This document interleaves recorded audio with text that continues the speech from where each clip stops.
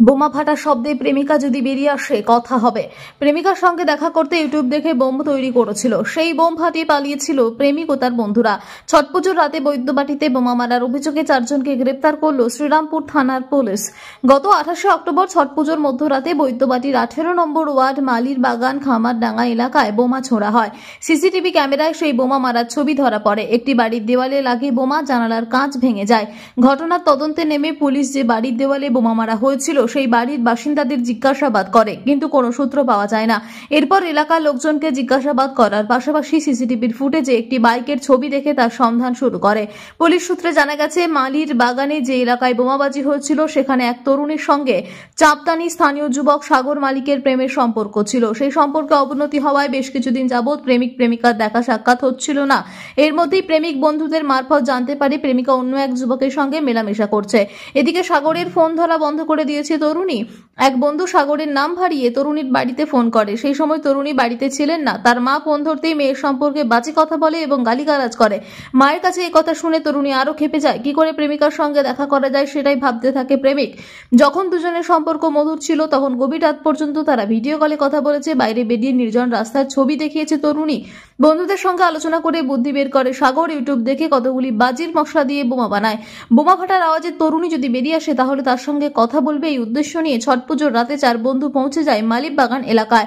বোমা ছড়ে একটি বাড়ির দেওয়ালে এতটাই জোরে শব্দ হয় তারা নিজেরাই ভয় পেয়ে পালিয়ে যায়। পুলিশ ওই তরুণীর সঙ্গে সাগরের সম্পর্কের কথা জানতে পেরে তার খোঁজ শুরু করে। পাশাপাশি বাইকের নম্বর দেখে খোঁজ শুরু করে। সাগর এবং তার বন্ধুদের বাড়ি গিয়ে পুলিশ জানতে পারে তারা ঘটনার পর থেকেই বাড়িতে থাকছিল না। মোবাইল ফোনের সূত্র ধরে পুলিশ তাদের ব্যারাকপুর থেকে গ্রেপ্তার করে। ঘটনার পর 4 বন্ধুই কল্যাণীতে পালিয়ে গিয়েছে বলে জানতে পারে পুলিশ। জানিয়েছে ধৃত সাগর মালিক, প্রিন্স যাদব, প্রনীত পাল, আয়ুষ যাদব 4 জনেরই বয়স 18 থেকে 20 বছর। আজ তাদের শ্রীরামপুর আদালতে পেশ করা হবে।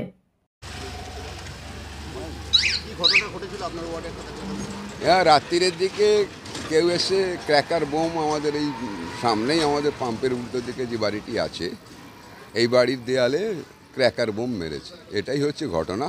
কি কারণে মেরেছে এটা এখনো পর্যন্ত আইডেন্টিফাই হয়নি। পুলিশ বিষয়টা দেখছে। পুলিশ হয়তো বিষয়টা সরেজমিন তদন্ত করে হয়তো কিছু জানাতে পারবে, তখন আমি বিস্তারিত হয়তো বলতে পারবো। আপনিও তো পরিবারের সাথে কথা বললেন?